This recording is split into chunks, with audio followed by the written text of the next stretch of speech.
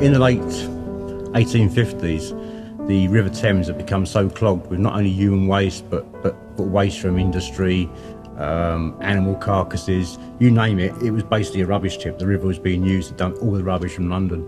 The flushing toilet had come along, which meant more stuff was going through the sewers than they ever been designed for. And so London was basically suffocating. It was dying from cholera and typhoid, and the stink was unbelievable.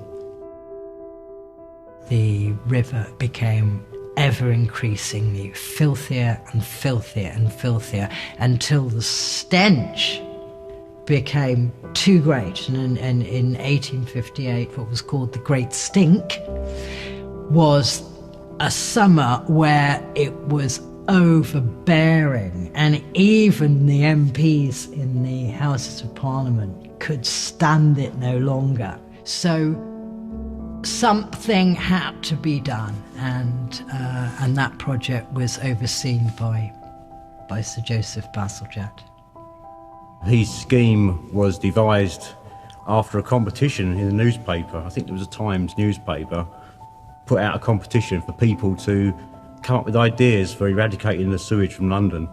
All sorts of grand ideas of like railways that would take it out at night and all sorts of tunnel systems, none of which were ideal, but from that, Joseph Bazalgette picked the bones out of it and came up with a design for a system that would work.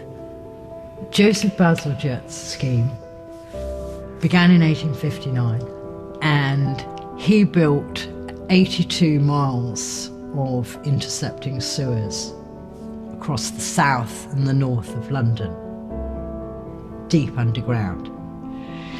And those 82 miles of sewers on the south side all came down to Crossness, here at Crossness, which was 12 miles downstream from what was then Victorian London, much smaller. Now at this point, it's about 30 foot below ground. So these beam engines operate huge pumps which draw the sewage up. They then pumped it into a covered reservoir, which would hold a maximum of about 25 million gallons. And when the tide turned, released the sewage from the reservoir, and that flowed out on that ebbing tide and didn't then flow back when the tide turns. And so he was implementing the entire sewage system we use now. And also it's a system that was copied worldwide. So he led directly to the saving of countless lives across the world.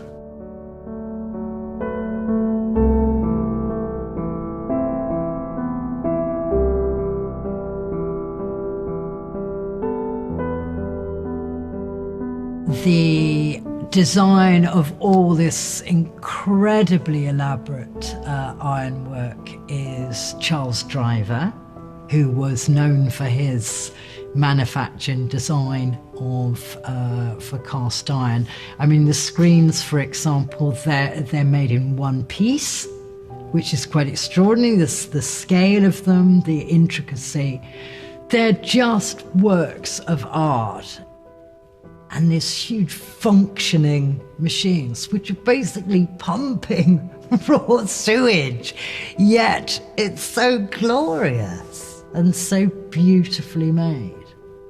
And I think probably that the idea was that this was an opportunity to show off for the Metropolitan Board of Works, to really show off and to say, look what we've achieved with this scheme.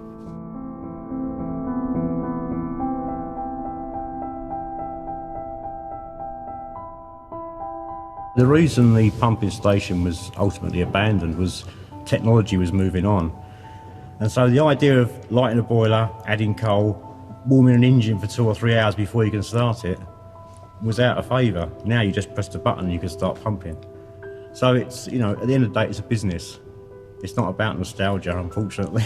We'll still be here manning these engines. Nostalgia is wonderful, but nostalgia doesn't put money in the shareholders' pockets. The last time that one of these steam engines was used was in the floods in 1953. And after that it was left to dereliction. And in the early 1980s, some of our volunteers found the site and began restoring it, building it, I like to think, for the second time.